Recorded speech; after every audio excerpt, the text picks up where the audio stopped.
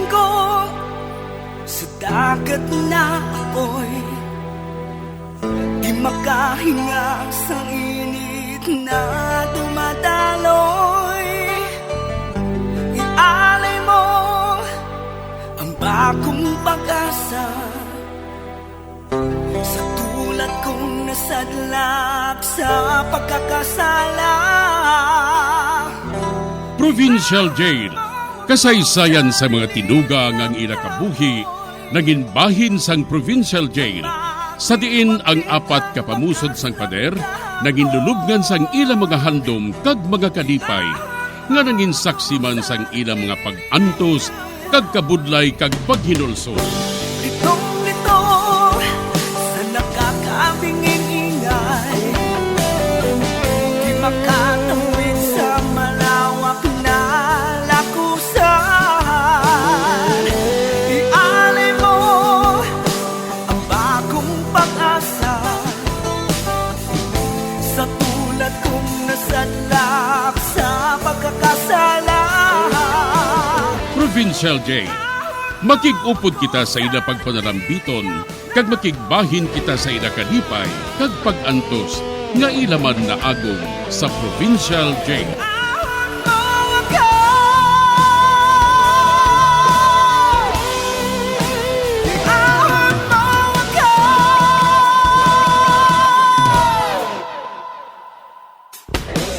Bilang ko sa dagat na apoy, di makahinga sa init na dumadaloy.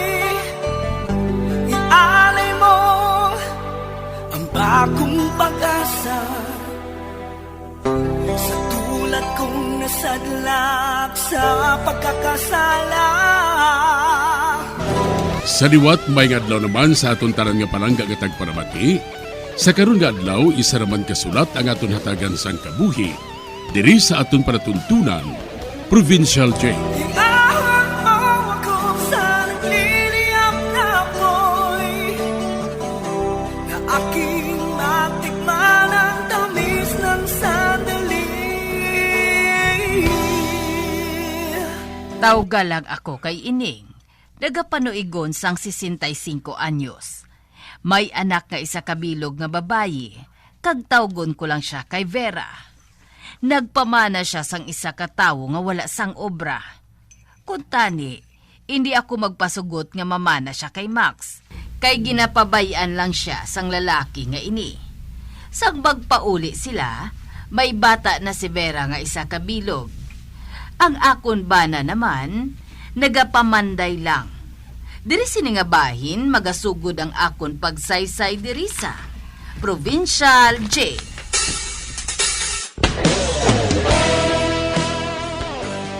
Insyang, naksidenteng bana mo? Be, ano? Si Pisyong ang buot mo silingon? Oo.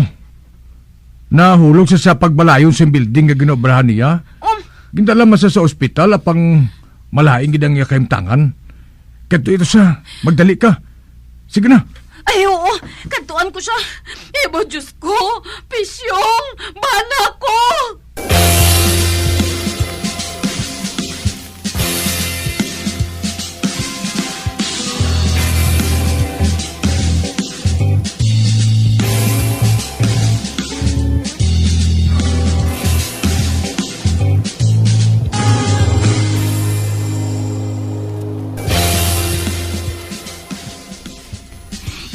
Nay, kamusta si tatay?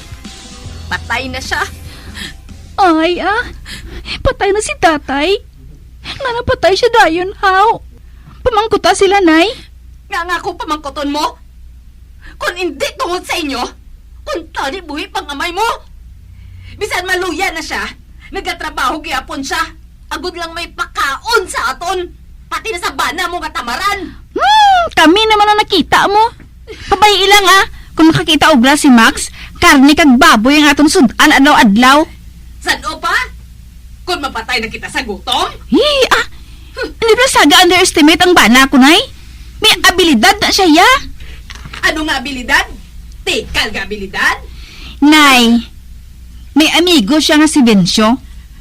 Dason, may negosyo siya nga buy and sell sa mga salakyan.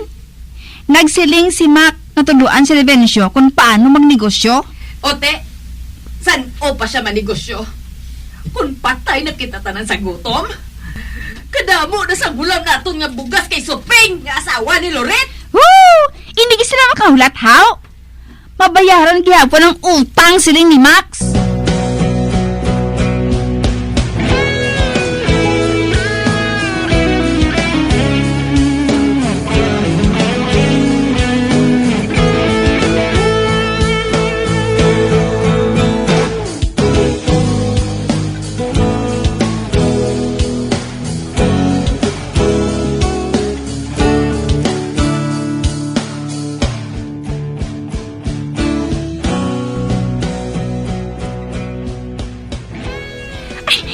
Nay!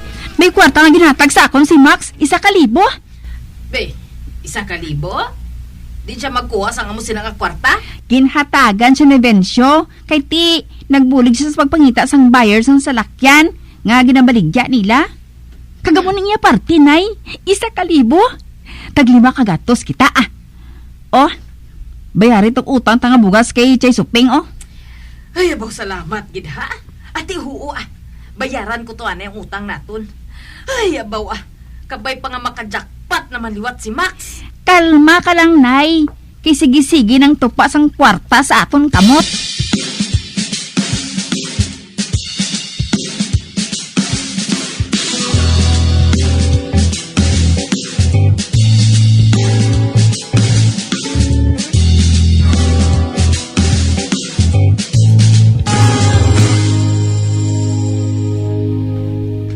Insyang, hambala ang bana ni Vera ha, nga hindi sasagad upod kay Vencio. Be, nga aman Loret? Inang si Vencio, puser na sanduga. Pusher? Pusher sang droga? Oo, drug puser na siya. Kabalo naman kita nga basta puser, ginadakop na sa pulis. Kag kung maaktuhan na siya, dakpo na siya sa pulis. Di madalahig ang bana ni Vera, eh.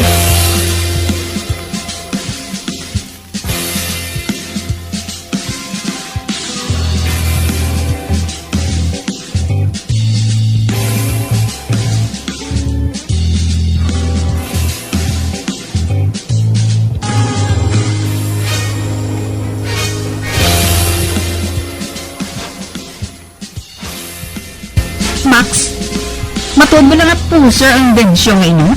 Oh, sino nagsiling? Si nanay, ah. Ginsugiran siya ni Choy Loreto nga puser siya kuno sa droga. Ote, ano karoon kong puser siya? Ang buot mo silingon. Puser siya matuod. Oo. Ano? Uti, paano kumandakpan ka mo? Ano siya? Gago nga papadakop? Bi, ang buot mo silingon? Matuod? Oo, eh. Kagisili mo kay Choy Mulorito, ha? Kung hindi siya gusto nga mag-upod ako kay Vincio, siya ang masagod sa atong talan. Pakano niya kita talan? Gagatagan kwarta? Magpangita ka ng brasang obra para hindi ka madakpan sa mga pulis. Kung may ara, ti kundi. Hindi na ako mamita obra, eh. Aba, wala bakante. Pasalamat gali kita kay ara si Bigo Vincio. Gali nga bulig sa aton. Kung tani, patay na kita sa gutom kung wala siya. Kag inagtiyo mo hilabtiro, paibalon mo na siya. Ha? Iya kabuhi, hilabta niya. Kag inig kabuhi sa iman. Kung magsige pa sa pahilabot sa aton, ha? Katumbalan kung baba niya. Tigulang na, pero hulang ang pataha.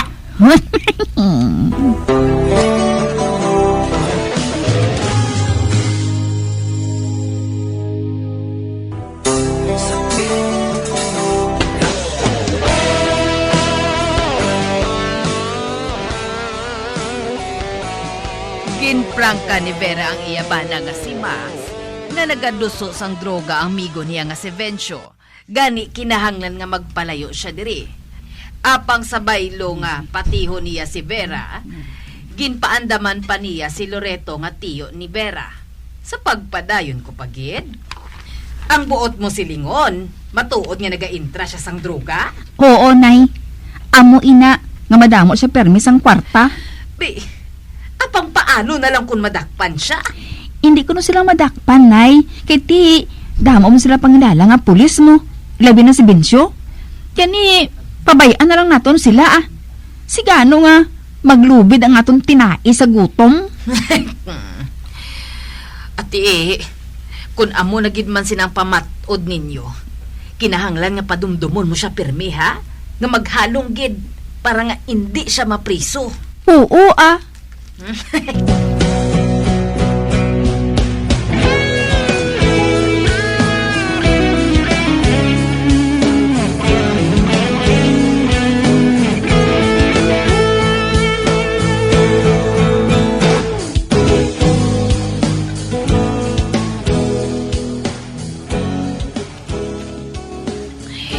Ang matuod, nakasaho na ko sang amon kabuhi subo. Dagaya sa pagkaon, kag sa kwarta. Nakabakal pa kami sang mga kasangkapan.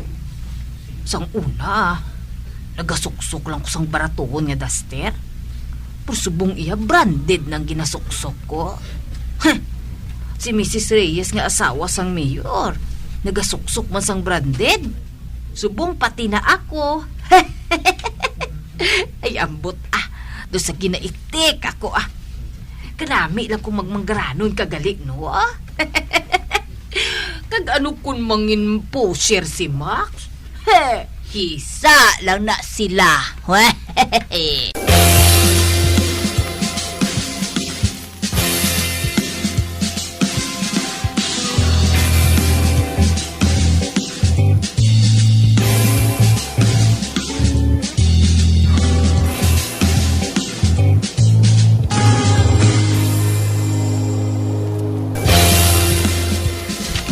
Siyang madamo na subong sang adik sa barangay ta.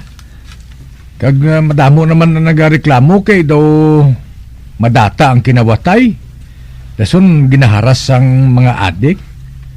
Kag madamo na gani kuno sang nagkaladakpan ang mga pulis mo. Kag si Max ang imo umagad, kilala na nga isa sa mga puser dire. Kundi dakpo nila Di mo ginang matabo Amo ginang matabo sa pilakadlaw.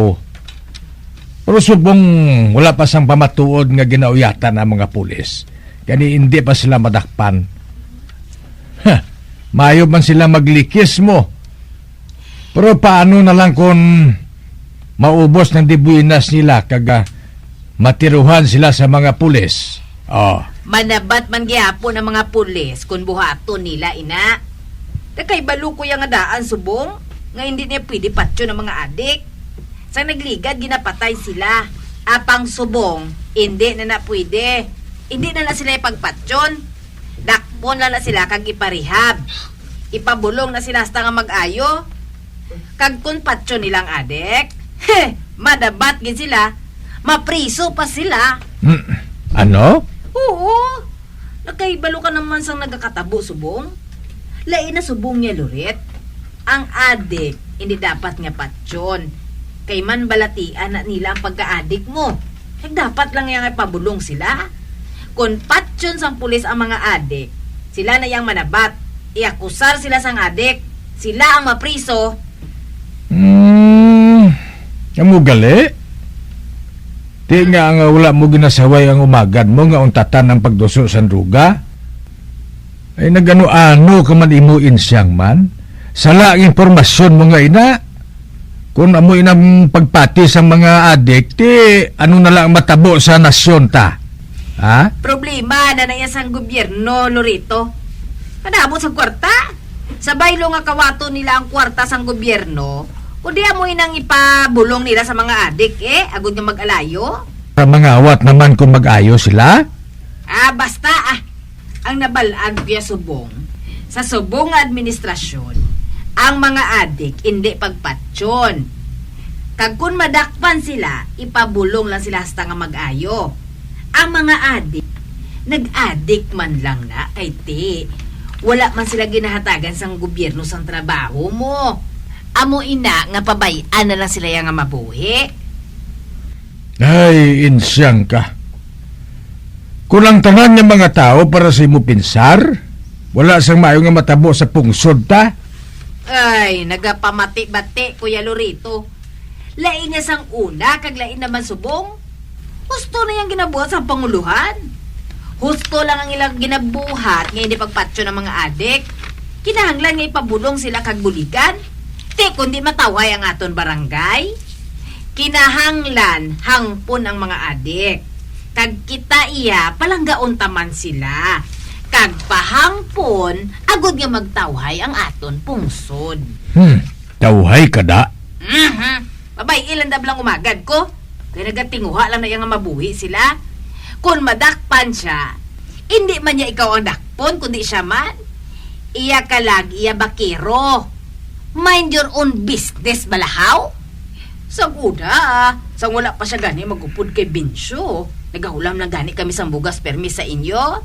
Pero subong, wala na kami nagahulam sang bugas. Kay ti, bisan paano may kwarta na si Max mo. Kag basagura na niya kami nga pamilya niya. Wala gumagunahuna, bala mong makakitid gali sang imo pinsarin siyang. Ang ako niya nagaulikid na ako sa inyo, man pa kaisa ko ikaw. Ha?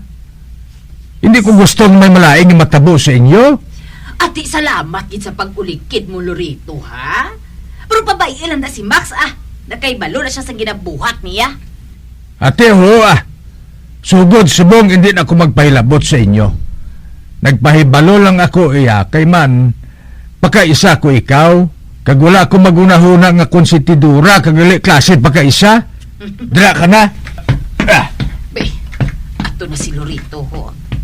Di man, kundi naghalin siya.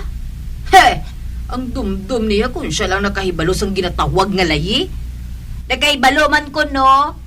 Nagsiligani si Max sa akon, nga kung makajackpot siya, mabakal kami sang auto. Nahisa ka lang ni Lorito. Kaya ang anak mo yang nga si Erickson, ahaw lang nga boy sa gasolinahan. Ay, kadlaw lang ko sa imo.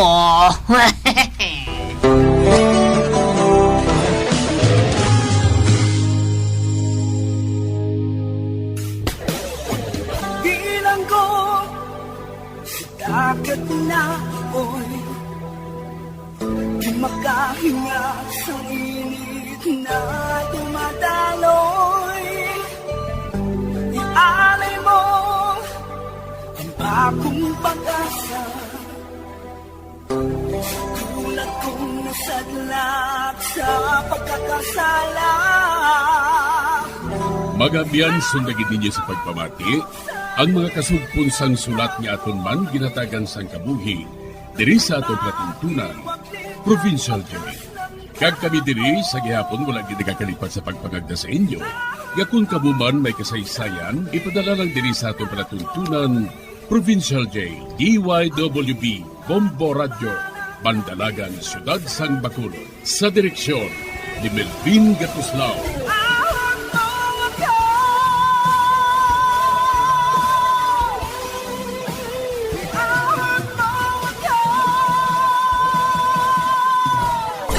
Bombo Radio Philippines. Patuloy na #1 sa drama. Mas pa Radio! Bombo!